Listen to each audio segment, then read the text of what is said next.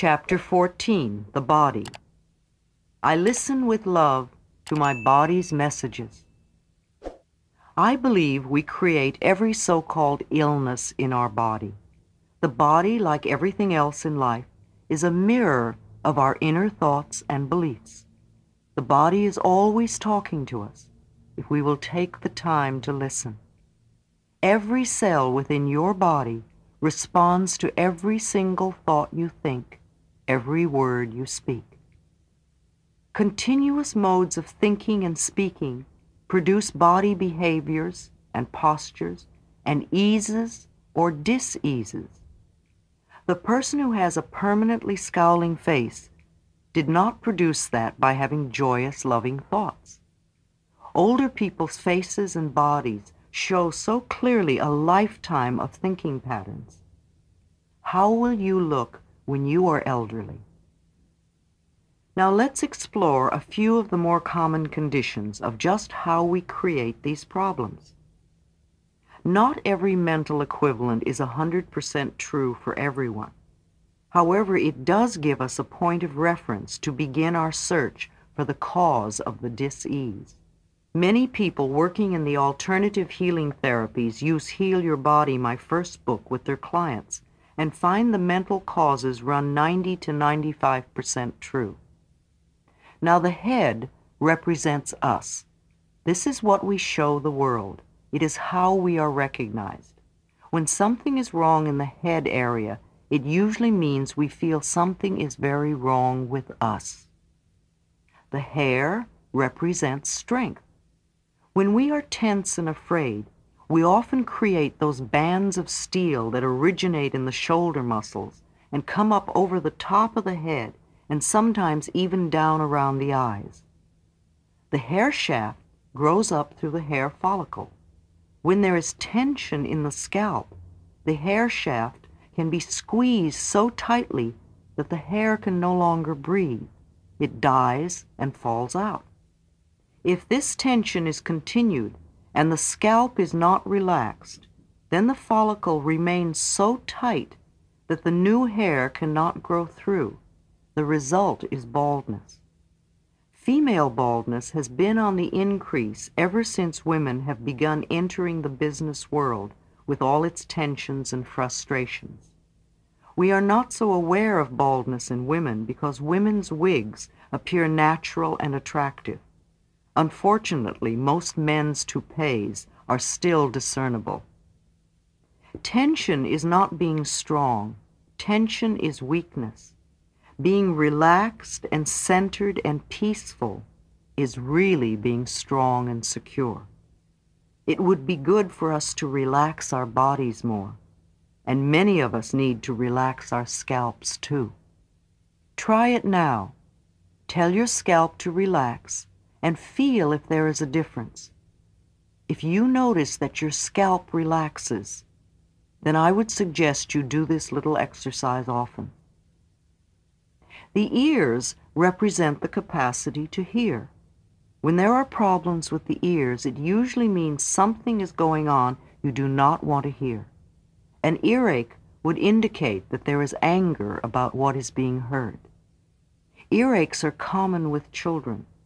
They often have to listen to stuff going on in the household they really don't want to hear.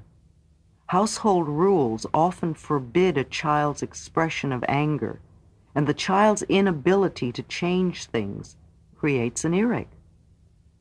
Deafness represents long-standing refusal to listen to someone.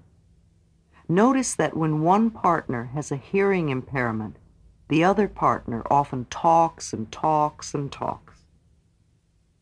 The eyes represent the capacity to see.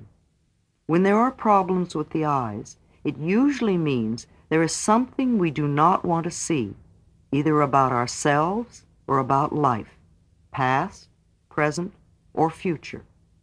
Whenever I see small children wearing glasses, I know there is stuff going on in their household they do not want to look at. If they can't change the experience, they will diffuse the sight so they don't have to see it so clearly. Many people have had dramatic healing experiences when they have been willing to go back into the past and clean up what it was they did not want to look at a year or two before they began wearing glasses? Are you negating what's happening right now? What don't you want to face? Are you afraid to see the present or the future? If you could see clearly, what would you see that you don't see now? Can you see what you're doing to yourself? Headaches come from invalidating the self. The next time you get a headache, stop and ask yourself where and how you have just made yourself wrong.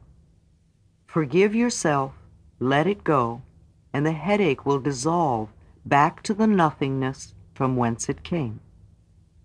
Migraine headaches are created by people who want to be perfect and who create a lot of pressure on themselves. A lot of suppressed anger is involved. Interestingly, migraine headaches can almost always be alleviated by masturbation if you do it as soon as you feel a migraine coming on. The sexual release dissolves the tension and the pain. You may not feel like masturbating then, but it's certainly worth a try.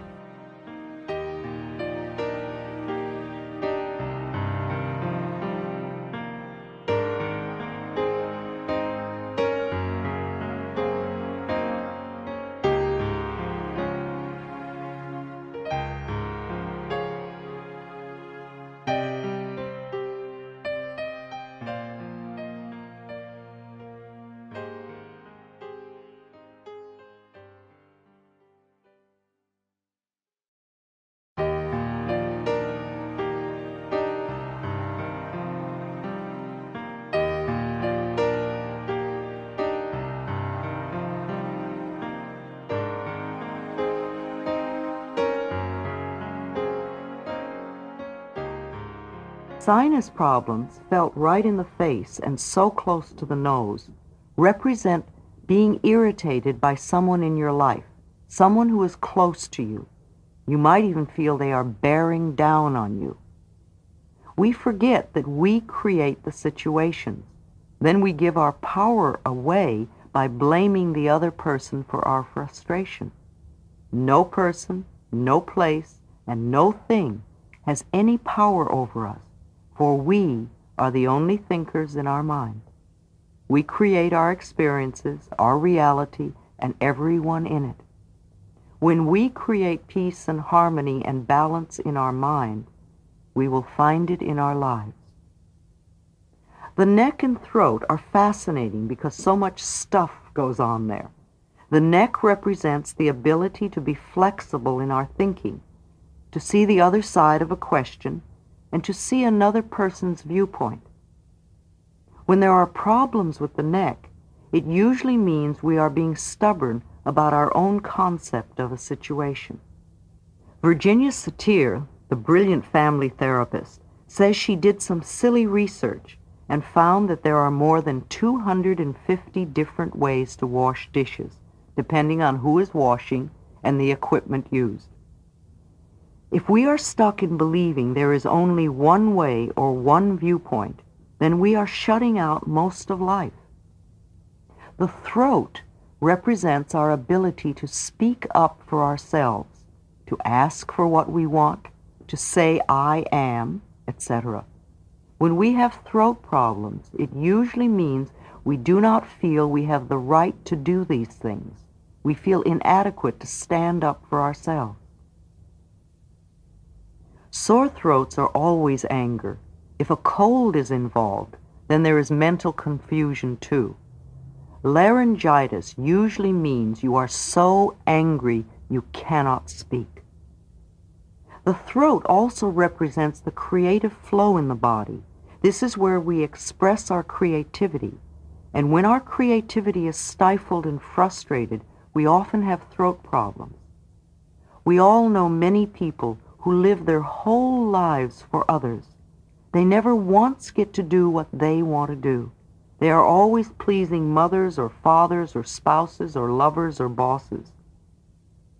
Tonsillitis and thyroid problems are just frustrated creativity, not being able to do what you want to do.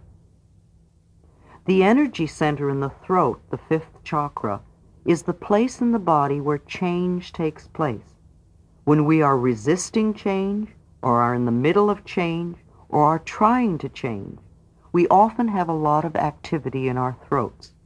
Notice when you cough or when someone else coughs. What has just been said? What are we reacting to? Is it resistance and stubbornness? Or is it the process of change taking place?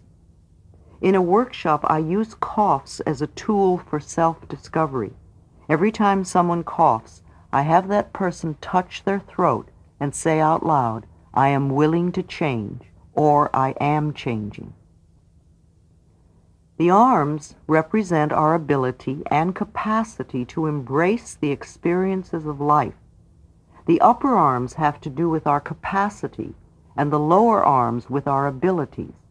We store old emotions in our joints, and the elbows represent our flexibility in changing directions.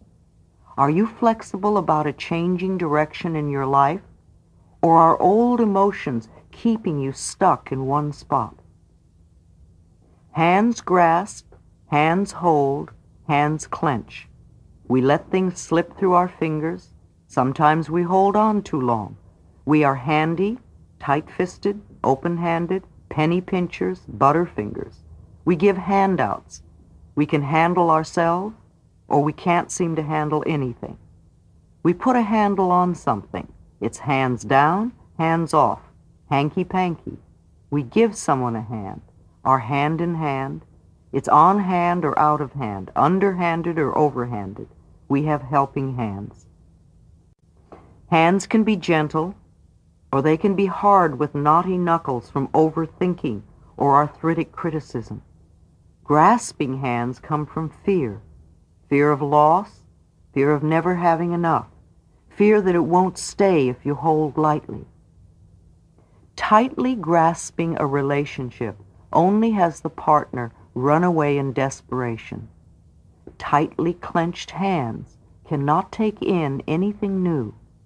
Shaking the hands freely from the wrists gives a feeling of looseness and openness.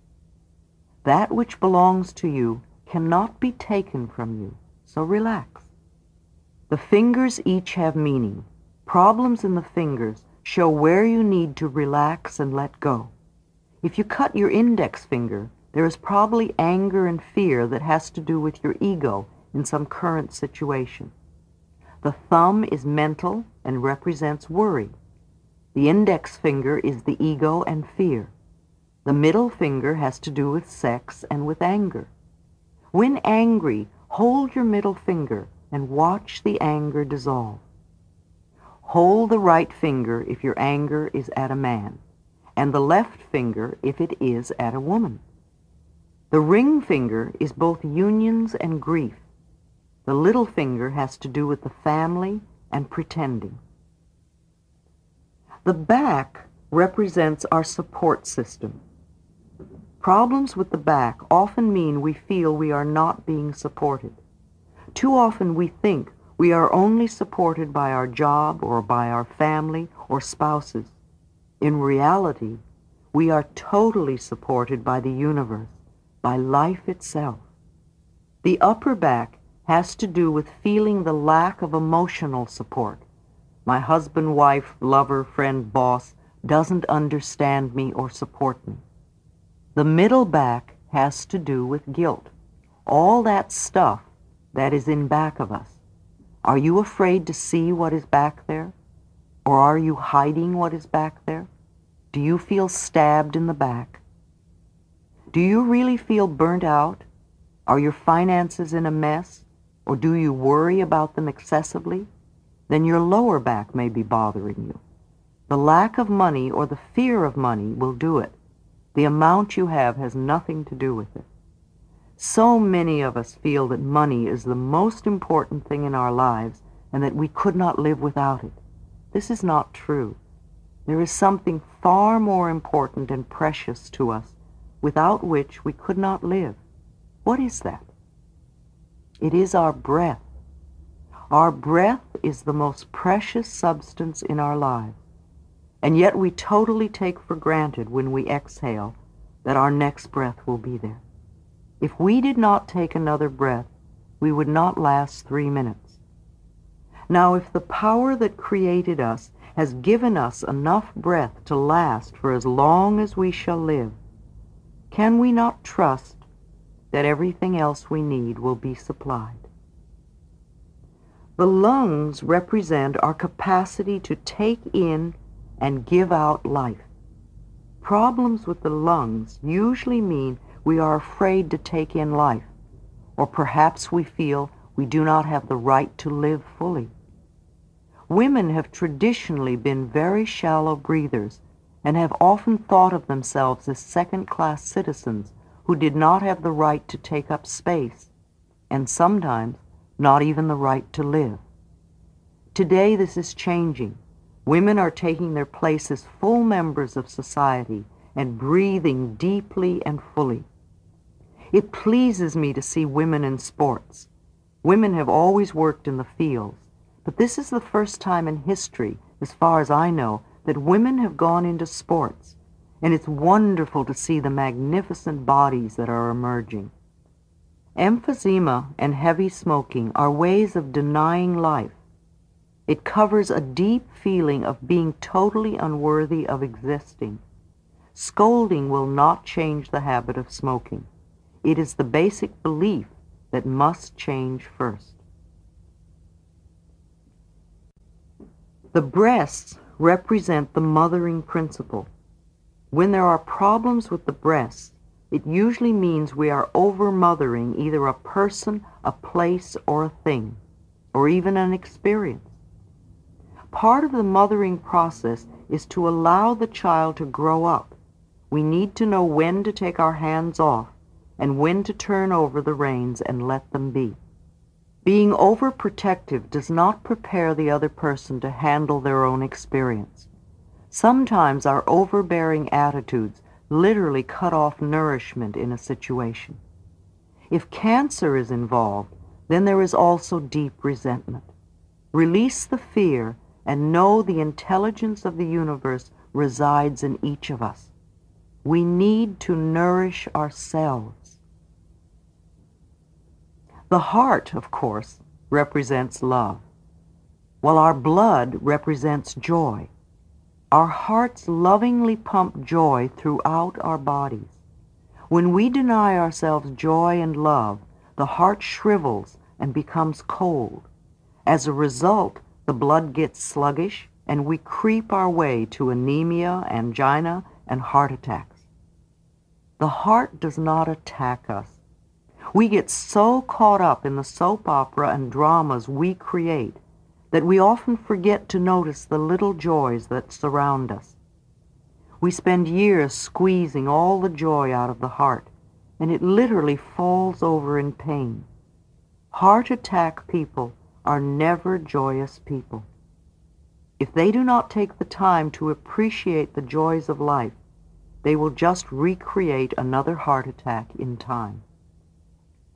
Heart of gold, cold-hearted, open heart, black heart, loving heart, warm-hearted. Where is your heart? The stomach digests all the new ideas and experiences we have. What or who can't you stomach? What gets you in the gut? When there are stomach problems, it usually means we don't know how to assimilate new experiences. We are afraid. When commercial airplanes first became popular, getting inside a big metal tube that would carry us safely through the sky was a new idea we found hard to assimilate. And at every seat there were throw-up bags, and most of us were using them. We would use our little barf bags as discreetly as we could, wrap them up, and hand them to the stewardess, who spent a lot of her time running up and down the aisles collecting them. Now it is many years later, and though the bags are still at every seat, they are seldom used. We have assimilated the idea of flying. Ulcers are tremendous fear of not being good enough. We fear not being good enough for a parent, but mostly not being good enough for a boss. We can't stomach who we are. We rip our guts apart trying to please others. No matter how important our job is, our inner self-esteem is very low.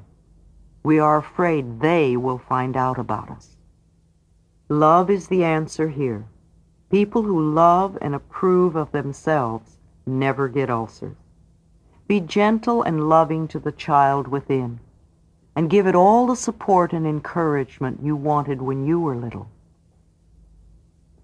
The genitals represent the most feminine part of a woman, her femininity, or the most masculine part of a man, his masculinity. When we do not feel comfortable with either being a man or a woman, when we reject our sexuality, when we reject our bodies as dirty or sinful, then we often have problems in the genital area.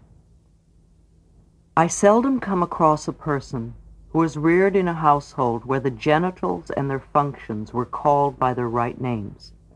We all grew up with euphemisms of one sort or another. Remember the ones your own family used? It could have been as mild as down there to names that made you feel your genitals were dirty and disgusting. Yes, we all grew up believing that something was not quite right between our legs. I feel the sexual revolution that exploded a few years ago was in one way a good thing. We were moving away from Victorian hypocrisy. Many of us began to enjoy the pleasure and freedom of our bodies in a new and open way. However, few of us thought to deal with what Rosa Lamont, the founder of the Self-Communication Institute, calls Mama's God. Whatever your mother taught you about God when you were 3 years old is still there in your subconscious mind unless you have done some conscious work to release it. Was that God an angry, avenging God? What did that God feel about sex? If we are still carrying those early guilt feelings about our sexuality and our bodies, then we are surely going to create punishments for ourselves.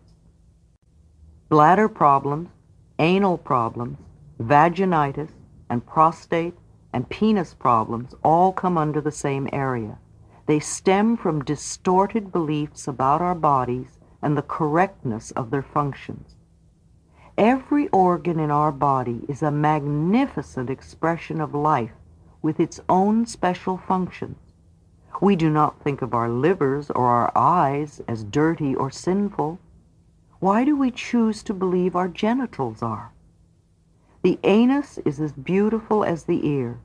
Without our anus, we would have no way to release what the body no longer needs, and we would die very quickly. Every part of our body and every function of our body is perfect and normal, natural and beautiful.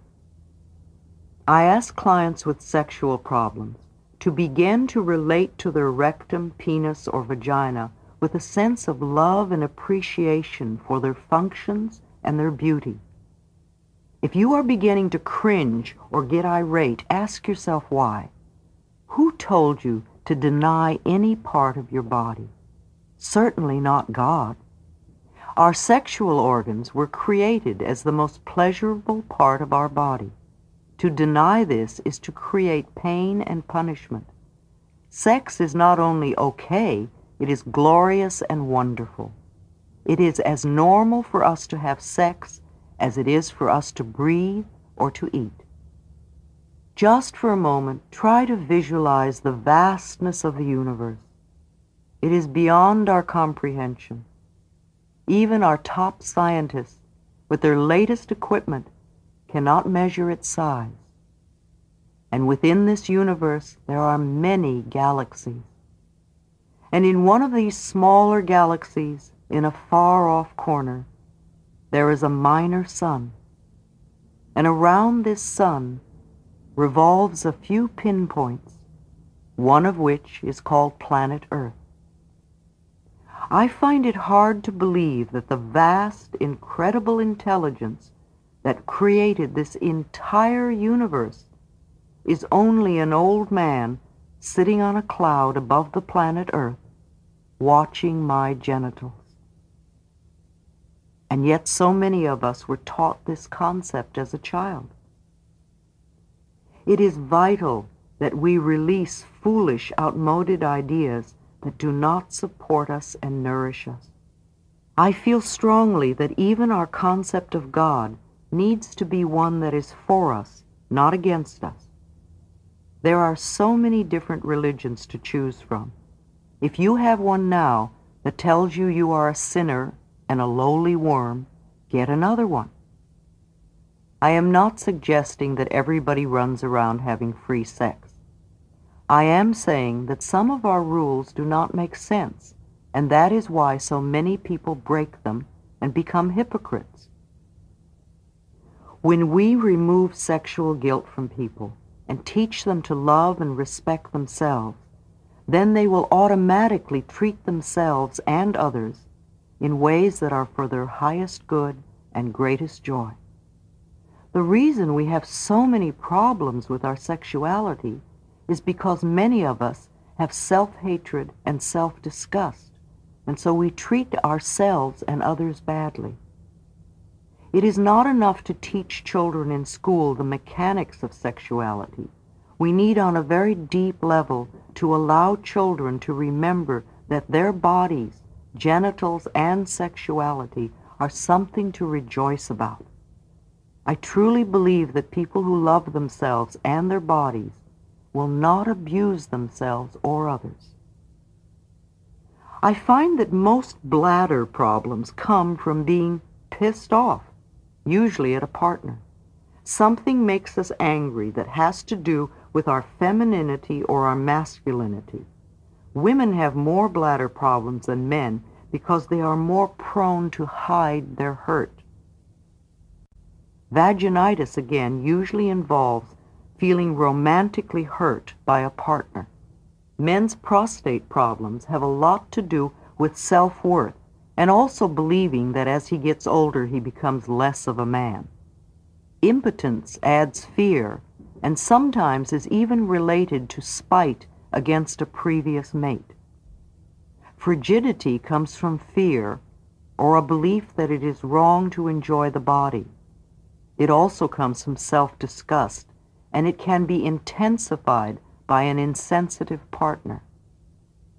PMS, premenstrual syndrome, which has reached epidemic proportions, is concurrent with the increase of media advertising.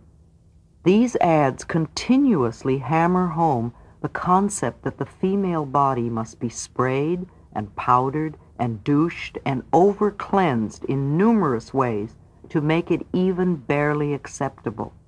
At the same time, women are coming into their own as equal beings, while being bombarded negatively with the idea that the feminine processes are not quite acceptable.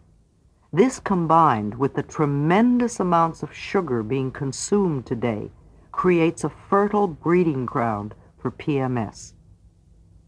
The feminine processes, all of them, including menstruation and menopause, are normal, natural processes.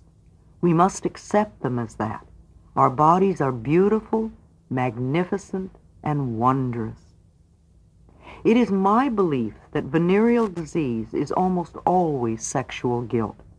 It comes from a feeling, often subconscious, that it is not right to express ourselves sexually.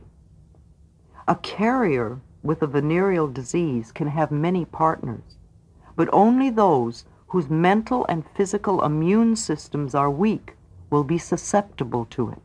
In addition to the old standard diseases, in recent years we have created an increase of herpes. This is a disease that comes back again and again to punish us for our belief that we are bad. Herpes has a tendency to flare up when we're emotionally upset, and that tells us a lot right there. Now, let's take that same theory over into the gay community, where they have all the same problems everybody else has, plus much of society pointing their fingers at them and saying, bad. Usually their own mothers and fathers are also saying, you're bad. This is a very heavy load to carry. So now we have a disease called AIDS, which is a much more frightening disease than herpes and can even be fatal. In the heterosexual society, many women dread growing old because of the belief system we have created around the glory of youth. It is not so difficult for the men because they become distinguished with a bit of gray hair. The older man often gets respect, and people may even look up to him. Not so for most gay men, for they have created a culture that places tremendous emphasis on youth and beauty. While everyone is young to start with, only a few fit the standard of beauty. So much emphasis has been placed on the physical appearance of the body that the feelings inside have been totally disregarded. If you are not young and beautiful, it's almost as though you don't count, only the body. This way of thinking is another way of saying gay is not good enough. Because of the ways gay people often treat other gays, the experience of getting old can be something to dread. It is almost better to die than to get old. And AIDS is a disease that often kills. Too often gay men feel that when they get older, they will be useless and unwanted. It is almost better to destroy themselves first, and many have created a destructive lifestyle. Some of the concepts and attitudes that are so much a part of the gay lifestyle, the meat rack, the constant judging, the refusal to get close to another, etc., are monstrous, and AIDS is a monstrous disease. These sorts of attitudes and behavior patterns can only create guilt on a very deep level, no matter how much we may camp. Camping, which can be such fun, can also be extremely destructive, both to the givers and the recipients. It's another way of avoiding closeness and intimacy. In no way am I trying to create guilt for anyone. However, we need to look at the things that need to be changed in order for all of our lives to function with love and joy and respect. 50 years ago, almost all gay men were closeted, and now they have been able to create pockets in society where they can at least be relatively open. I feel it is unfortunate that much of what they have created gives so much pain to their gay brothers. While it is often deplorable the way straights treat gays, it is tragic the way many gays treat other gays. Men traditionally have always had more sexual partners than women, and when men get together, of course there will be a great deal more sex. That's all fine and good. However, some men like having lots of partners to satisfy their deep need for self-esteem rather than for the joy of it. I do not believe there is anything wrong with having several partners when safe sex is practiced. However, if we need several partners in a day just to prove our self-worth, then we are not coming from a nourishing space, and we need to make some mental changes. This is a time for healing, for making whole, not for condemnation. We must rise out of the limitations of the past. We are all divine, magnificent expressions of life, and let us claim that now. The colon represents our ability to let go, to release that which we no longer need. The body, being in the perfect rhythm and flow of life, needs a balance of intake, assimilation, and elimination. It is only our fears that block the releasing of the old. Even if constipated people are not actually stingy, they usually do not trust that there will ever be enough. They hold on to an old relationship that gives them pain. They are afraid to throw out clothes that have been in the closet for years because they might need them someday. They stay in a stifling job or never give themselves pleasure because they must save for that rainy day. We do not rummage in last night's garbage to find today's meal. Learn to trust the process of life always to bring you what you need. Our legs carry us forward in life. Leg problems often indicate a fear of moving forward or a reluctance to move forward in a certain direction. We run with our legs, we drag our legs, we pussyfoot, we are knock-kneed, pigeon-toed, and we have big, fat, angry thighs filled with childhood resentments. Not wanting to do things will often produce minor leg problems. Varicose veins represent standing in a job or a place we hate. The veins lose their ability to carry joy. Knees, like the neck, have to do with flexibility, only they express bending and pride and ego and stubbornness. Often when moving forward, we are fearful of bending and we become inflexible. This stiffens the joints. We want to move forward, but we do not want to change our ways. This is why knees take so long to heal. Our ego is involved, and we get our pride and our self-righteousness involved. The next time you have a knee problem, ask yourself where you are being self-righteous, where you are refusing to bend. Drop the stubbornness and let it go. Life is flow, life is movement, and to be comfortable, we must be flexible and move with it.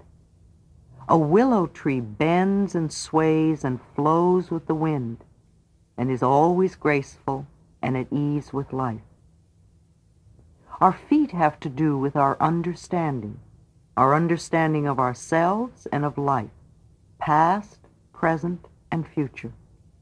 Many old people have a difficult time walking.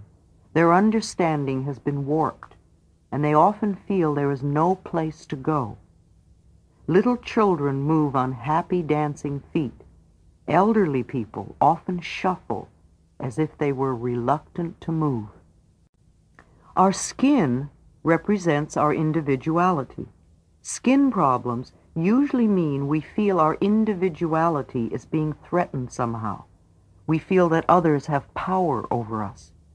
We are thin-skinned. Things get under our skin. We feel skinned alive. Our nerves are right under our skin. One of the quickest ways to heal skin problems is to nurture yourself by saying in your mind, "I approve of myself," several hundred times a day. Take back your own power. Accidents are no accident. Like everything else in our lives, we create them. It is not that we necessarily say, "I want to have an accident," but we do have the mental thought patterns that can attract an accident to us. Some people seem to be accident-prone, and others go for a lifetime without ever getting a scratch. Accidents are expressions of anger. They indicate built-up frustrations at not feeling the freedom to speak up for oneself. Accidents also indicate rebellion against authority. We get so mad we want to hit people, and instead we get hit. When we are angry at ourselves, when we feel guilty, when we feel the need for punishment, an accident is a marvelous way of taking care of that. An accident is not our fault. An accident allows us to turn to others for sympathy and attention. We get our wounds bathed and attended to. We often get bed rest, sometimes for an extended period of time, and we get pain. Where this pain occurs in the body gives us a clue to which area of life we feel guilty about. The degree of physical damage lets us know how severely we felt we needed to be punished and how long the sentence should be. Anorexia bulimia is denying the self-life, an extreme form of self-hatred. Food is nourishment on the most basic level. Why would you deny yourself nourishment? Why do you want to die? What is going on in your life that is so awful that you want to get out completely? Self-hatred is only hating a thought you have about yourself, and thoughts can be changed. What is so terrible about you? Were you reared in a critical family? Did you have critical teachers? Did your early religious training tell you you were not good enough as you are? So often we try to find reasons that make sense to us for why we are not loved and accepted just as we are. Because of the fashion industry's obsession with slenderness, many women who believe I'm not good enough, what's the use, will use their bodies as a focal point for self-hatred. On one level they are saying, if I were only thin enough, then they would love me. But it doesn't work. Nothing works from the outside. Self-approval and self-acceptance are the key. Arthritis is a disease that comes from a constant pattern of criticism. First of all, criticism of the self, and then criticism of other people. Arthritic people often attract a lot of criticism because it is their pattern to criticize. They are cursed with perfectionism, the need to be perfect at all times in every situation. Do you know of anyone on this planet who is perfect? I do not. Why do we set up standards that say we have to be super person in order to be barely acceptable? It's such a strong expression of not being good enough, and such a heavy burden to carry. Asthma we call smother love. There is a feeling that you do not have the right to breathe for yourself. Asthmatic children often have overdeveloped consciences. They take on guilt feelings for whatever seems wrong in their environment. They feel unworthy, therefore guilty, and in the need of self-punishment. Geographic cures sometimes work with asthma, especially if the family does not go along. Usually, asthmatic children will outgrow their disease. This really means they go away to school, get married, or leave home somehow, and the disease dissolves. Later in life, an experience may happen that pushes an old button within them, and they have another attack. When that happens, they are not really responding to the current circumstances, but rather to what used to go on in their childhood. Boils and burns, cuts, fevers, sores, itis, and inflammations, all are indications of anger expressing in the body. Anger will find its way to express, no matter how much we try to suppress it. Steam that is built up must be released. We fear our anger lest we destroy our world, yet anger can be released as simply as saying, I'm angry about this. True, we can't always say this to our bosses. We can, however, beat the bed or scream in the car or play tennis or run. These are harmless ways of physically releasing anger. Spiritual people often believe they shouldn't get angry. True, we are all working towards the time when we no longer blame others for our feelings. But until we arrive there, it is healthier to acknowledge what we do feel in the moment. Cancer is a disease caused by deep resentment held for a long time till it literally eats away at the body. Something happens in childhood that destroys the sense of trust. This experience is never forgotten, and the individual lives with a sense of self-pity, finding it hard to develop and maintain long-term, meaningful relationships. Because of that belief system, life seems to be a series of disappointments. A feeling of hopelessness and helplessness and loss permeates the thinking, and it becomes easy to blame others for all our problems. People with cancer are also very self-critical. To me, Learning to love and accept the self is the key to healing cancers. Overweight represents a need for protection. We seek protection from hurts, slights, criticism, abuse, sexuality, and sexual advances, from a fear of life in general and also specifically. Take your choice. I am not a heavy person, yet I have learned over the years that when I am feeling insecure and not at ease, I will put on a few pounds. When the threat is gone, the excess weight goes away by itself. Fighting fat is a waste of time and energy. Diets don't work. The minute you stop, the weight goes back up. Loving and approving of yourself, trusting in the process of life, and feeling safe because you know the power of your own mind make up the best diet I know of. Go on a diet from negative thoughts, and your weight will take care of itself. Too many parents stuff food in the baby's mouth, no matter what the problem is. These babies grow up to stand in front of an open refrigerator saying, "I don't know what I want," whenever there's a problem. Pain of any sort, to me, is an indication of guilt. Guilt always seeks punishment, and punishment creates pain. Chronic pain comes from chronic guilt, often so deeply buried that we're not even aware of what it is. Guilt is a totally useless emotion. It never makes anyone feel better, nor does it change a situation. Your sentence is now over, so let yourself out of prison. Forgiving is only letting go. Strokes are blood clots, congestion in the bloodstream in the area of the brain, cutting off the blood supply to the brain. The brain is the computer of the body. Blood is joy. The veins and arteries are channels of joy. Everything works under the law and the action of love. There is love in every bit of intelligence in the universe. It is impossible to work and function well without love and joy being experienced.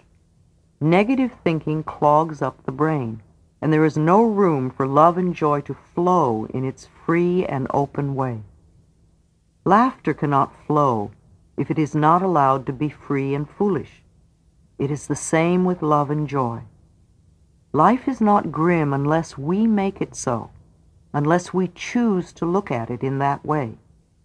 We can find total disaster in the smallest upset, and we can find some joy in the greatest tragedy. It is up to us. Sometimes we try to force our life to go in a certain way when it's not for our highest good.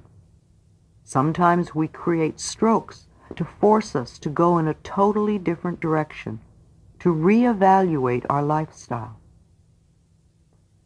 Stiffness in the body represents stiffness in the mind.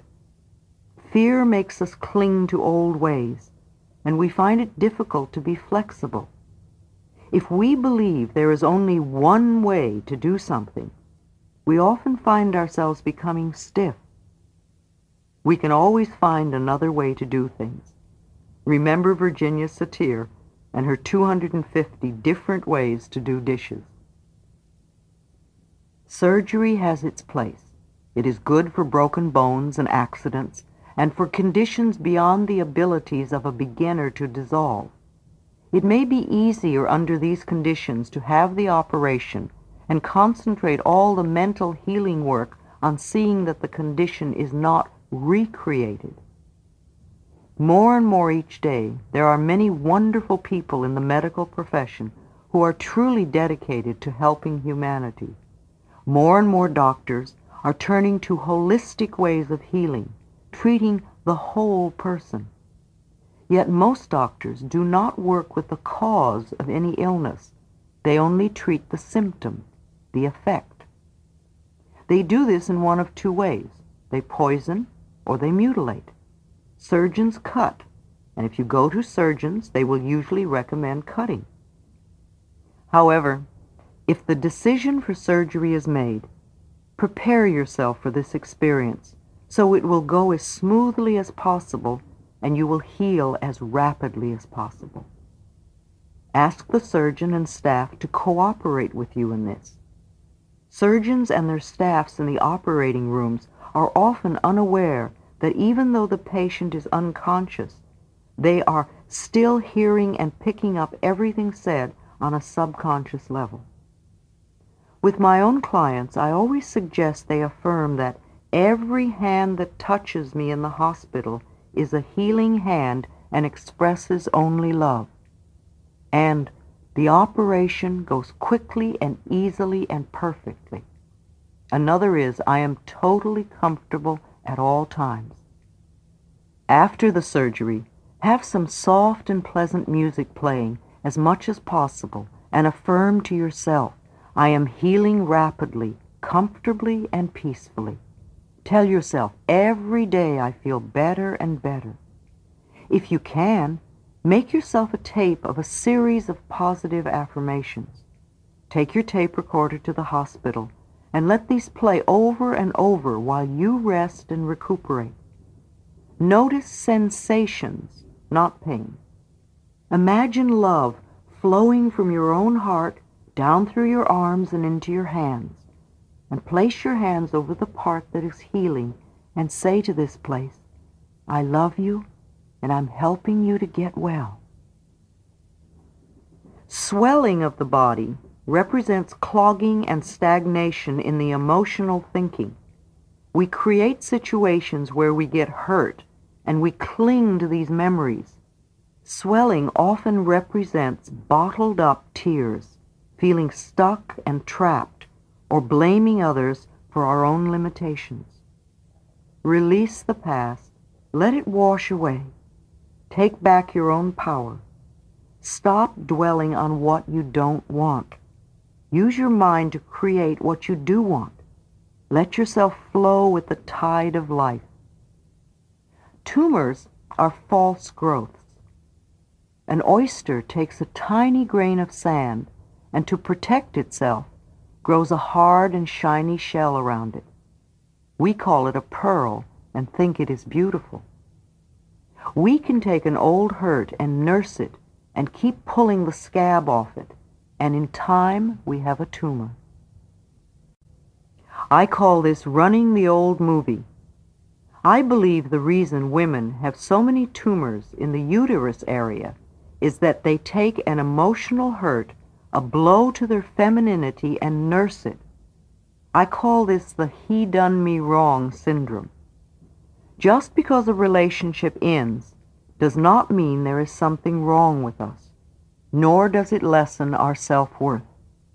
It is not what happens. It is how we react to it. We are each 100% responsible for all our experiences. What belief about yourself do you need to change in order to attract more loving kinds of behavior? In the infinity of life where I am, all is perfect, whole, and complete. I recognize my body as a good friend. Each cell in my body has divine intelligence. I listen to what it tells me and know that its advice is valid. I am always safe and divinely protected and guided. I choose to be healthy and free. All is well in my world.